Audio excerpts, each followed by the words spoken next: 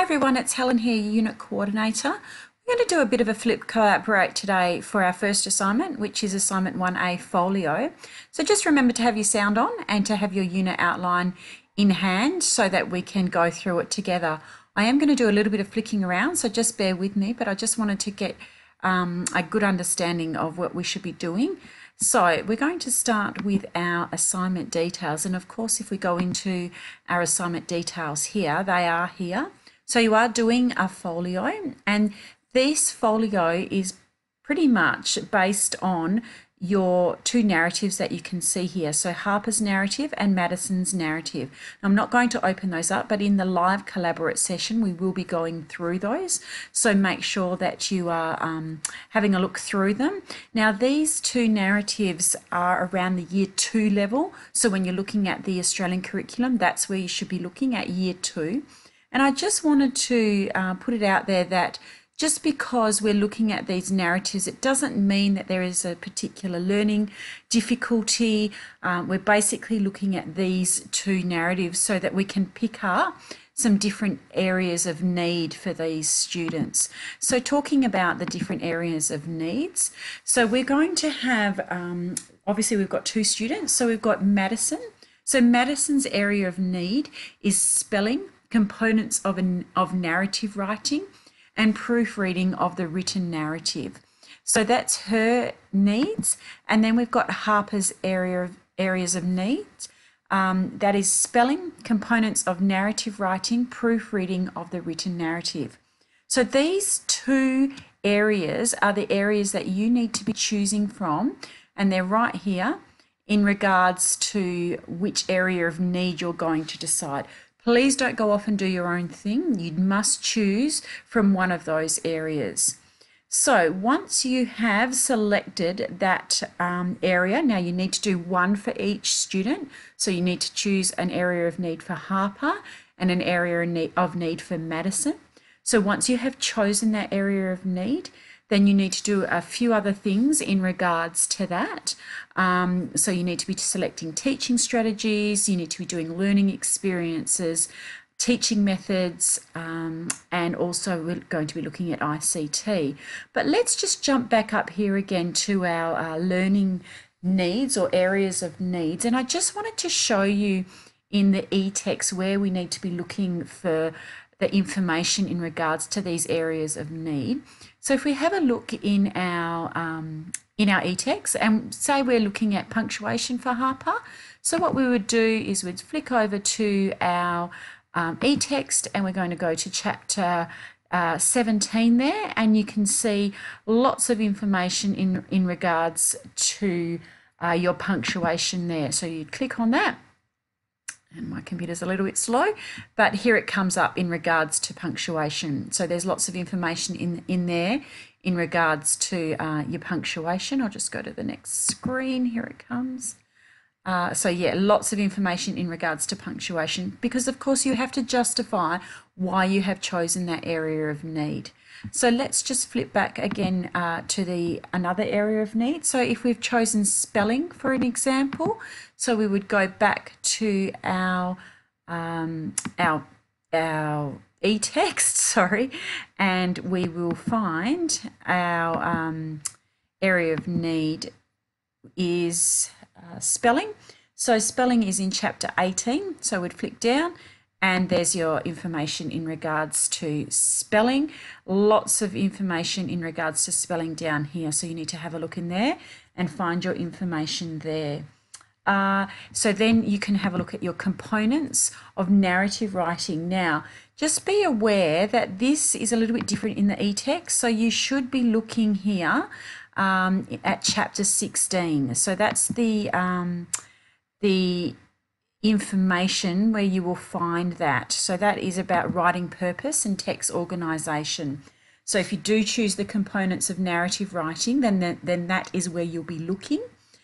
Similarly, if you're looking at proofreading is a little bit different because you can't really find a lot about proofreading by searching proofreading. So I would be encouraging you to look up editing, and there is quite a few references in regards to editing. Page 364 is one of them, about editing and the editing process. So if you do choose that area of need, you probably won't be finding proofreading in your e-text, you'll be finding editing.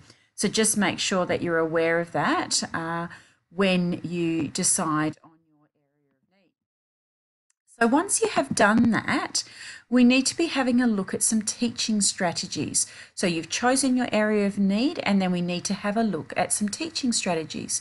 So here are the teaching strategies that they talk about in your e-text. So modelled writing, shared writing, interactive writing, guided writing, and the language experience approach, and independent writing. So once again, if we go back into our e-text now, it's imperative that you are using this e-text because it's got so much information.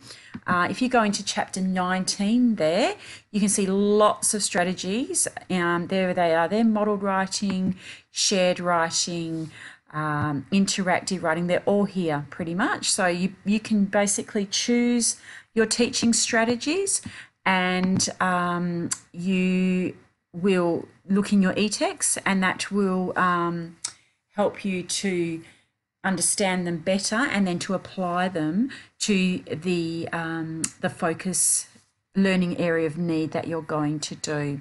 So you need to also explain how that teaching strategy will support and extend each child's area of need in a written narrative. So just be aware that you need to be doing that as well. So that is really important. So then number 3 here, we're looking at giving an example of a learning experience that is aligned to this teaching strategy that will support and extend the child's written narrative. And there's a few things here that we need to think about in regards to that. But let's first go back to to learning experiences. And again, in our e-text, if we go to chapter 20, there's lots of information there in regards to writing experiences and activities that you can be having a look at and deciding. Now remember that your learning, your writing experience that you have chosen or will choose for each child links back to that area of need. So that's really important that you're linking them back and explaining why you are choosing this learning experience. Now remember, it is not a lesson plan, so we're just giving an overview. We don't need to be seeing a specific introduction, middle and conclusion. We just want to see an overview of a lesson, a learning experience that you could do to assist each of these students with their identified learning need. Now, I am just going to say also there that I would be inclined, well, I would choose different areas of need if I could.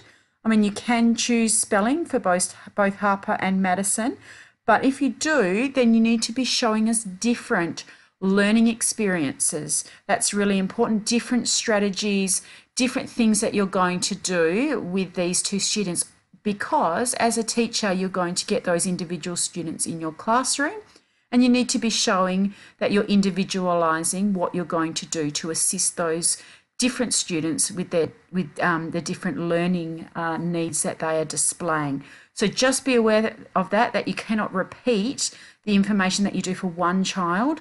You can't repeat it for the other child. So you're not going to do something exactly the same for one. And you'll see that from the samples there that they are completely different. So just be aware of that, something to remember. So then we have decided on our learning experience. So we need to then give a description of the teaching methods. Okay, so the teaching methods, and I've put some information about teaching methods because this can be a little bit tricky when we're thinking about teaching methods. So these are the things that you as a teacher do to teach in your learning experience. So if you are if you're going to do a lesson which is teacher directed, then you will do something like direct instruction. So that's a very teacher-centric approach, and that's a teaching method that you might employ in regards to one of the learning experiences that you have chosen. Other examples of teaching methods are the inquiry-based approach, cooperative learning. Sometimes you might have a game-based approach, or you might look at kinesthetic approach. So some of the methods there, which are role plays and getting students moving. So just have a look at that and just be aware that these are the things as a teacher you are doing to teach in that learning experience. So that's really, really important that you show what you're doing in regards to that. So when you have done that, you need to give an explanation of how the learning experience will support the development of writing skills. That shouldn't say reading. So just be aware I will get that changed. So it's writing skills that we are looking at. So this is where you need to bring in your Australian curriculum. So you need to be looking at you could either bring it in your Australian curriculum here, or you could bring it in early if you needed to, but you do need to bring in the Australian curriculum. So that's really important. So if I go into my Australian curriculum document here and I have searched year 2, and I have decided that my area of need is spelling, so I would go down here to spelling, and I'm going to, oops, here we go, just gone a bit too far, phonics and word knowledge, and I'm going to decide on which of these descriptors will link in with my learning experience and show how they are helping to develop each different student's learning needs. So make sure you're putting those content descriptors in. They're really important. So you might also choose, so you might have chosen text organisation. So you've got text structure and organisation there. So you would choose something from out of there to link that up. Now, just remember, we're not looking for heaps and heaps of AC content descriptor numbers. We're looking for a couple, because when you're in the classroom, you're obviously not going to be doing heaps and heaps of learning outcomes. It's just not viable. And we also understand that some of these may cross over. So you might have a couple of the similar ones for each student. But yeah, just make sure you do use the Australian curriculum and you do link them up. That is a really, really important thing to do and not to miss. Really important that happens. I'm going to go back here. Now, the next thing that you need to do is an evaluation of how ICT can be incorporated into the learning experience to enhance literacy teaching. So we're not looking for an ICT lesson, but we're looking for something, so some ICT resources that you might be able to use to assist you in your learning experience. So if you go again into our e-text, very handy here. Like I said, you're not going to be able to really do without it in this assignment. If you have a look in, here we go, 572 the page, writing using ICTs. So there's lots of information there. I really want to stress to you that we are not looking at an ICT lesson. We're not looking at replacing the students' writing with them doing a word processing document. That's not enhancing their writing skills. We're looking for something that they can use that's going to help them in regards to the learning experience that you have chosen. Now, be aware that the learning experience can come out of the e-text, or you can choose one of your own. That is perfectly fine, as long as you are linking it back to those learning needs. That's really important. So really important that you also don't just do the ICT lesson. You show how ICT can be used to enhance your lesson. So hopefully that makes that a bit clearer for you. So this is going to be 1,000 words, evenly split between each child. So make sure that it's presented clearly and justified by making references not just to your e-text and not just to the Australian curriculum. We are looking for other published academic and professional sources. So make sure you are looking for that. We don't need the transcripts included in your assignment, so we know what they are, so please don't include them. So that's your first section, and we're going to go a little bit further in that in the live collaborate session, so just be aware that we will discuss it further. So the next section is section 2. So this is 500 words. So this is where you compare the teaching strategies that you have used in the previous section. So if you have chosen different teaching strategies, and I'm just going to go here, so you might have chosen modelled writing and shared writing, you're going to compare, let me just go back here, you're going to compare the teaching strategies that you have used in this section up here. So what's different about them?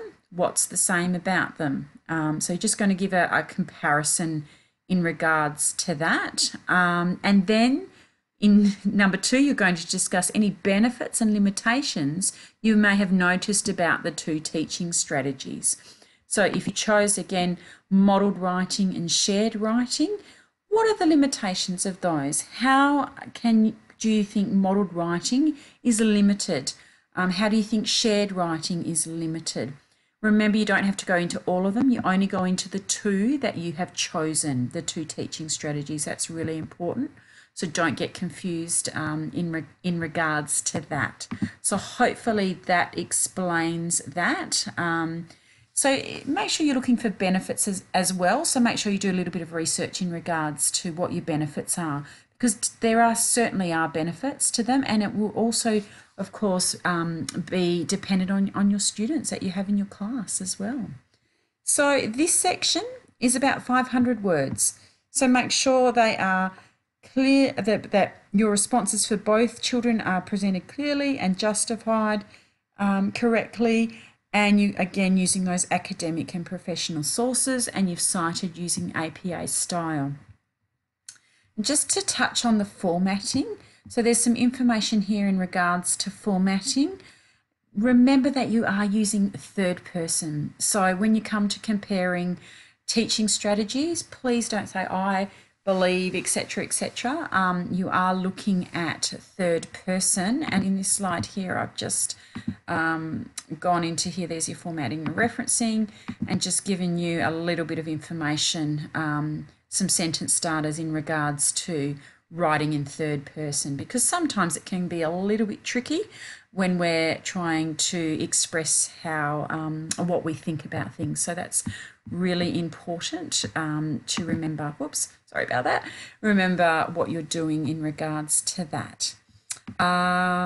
Of course, you've got your normal submission details, and we're just going to touch on the criteria here.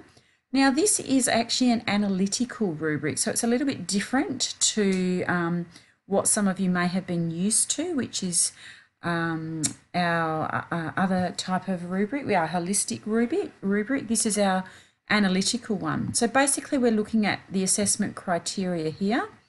So there's 1, 2, 3 and 4, 5 criteria. Now this 5th criteria down here is the most easiest criteria, I think, to get full marks for, because basically you're just looking at the correct use of APA referencing. Wow, you could really do that well, and you can get full marks for that. So basically when your ELA is marking your assignment, they're going to be looking at these criteria, and they're going to be awarding you a grade for each of the criteria. So for example, in criteria 1, you might get a pass, but then in criteria 2, you might get a credit, etc., etc. And then they all add up to give you an overall mark. Okay, so just make sure that you're having a really good look at these different criteria. I'm not going to go through them all, but this is really important that you're looking at what you are needing to do, an accurate and deep understanding of the writing process. So that's really important that you are looking to see of each of those criteria that you're ticking off, and you are including all of the information in regards to that. Okay, so that's really important. I'm not going to keep going through that because it will take me all night and you don't want to listen to me all night. Just wanting to talk a little bit about extensions. If you do need an extension up to 48 hours, can you just email your ELA and they can directly approve this. If you need more than 48 hours, then you need to fill out your extension form in the student portal. Now be aware that if you require more than a week, then we do need a medical certificate, and they're really starting to crack down, I guess, on that. So if you are asking for more than that, I'll need to have evidence to show me what the issue is. I can't just grant more than a week extension, so just be aware of that. If you are running into problems or you've got any issues, then please talk to ELA. That's what they're there for. And here's some information in regards to what the roles of the people are, what your student advisors do, your student coaches, and what your ELAs do. So that's in your student portal in the Help Hub. So make sure that you are having a look at that. We're going to talk a bit about studiosity in the live collaborate session. So just make sure you're listening for that information. And I just wanted to touch on the late assignments. I know that this hasn't happened probably a lot in if this is your second unit. First year unit we're a little bit more lenient, but as we get into more into your studies, we will be enforcing these late penalties. So just be aware of that. Really important that you are submitting on time. Whoops. So join us for our live collaborate sessions. They're all going up in the next couple of days. There's 3 different sessions that you can join. There's going to give you further insight. If you've got questions, please post them on the boards. If you're running into issues, please talk to your ELA. That is what we are here for. We really want to help you and to help you succeed. So please ask any questions that you need, and hopefully we will see you in the live collaborate sessions. Thanks everyone.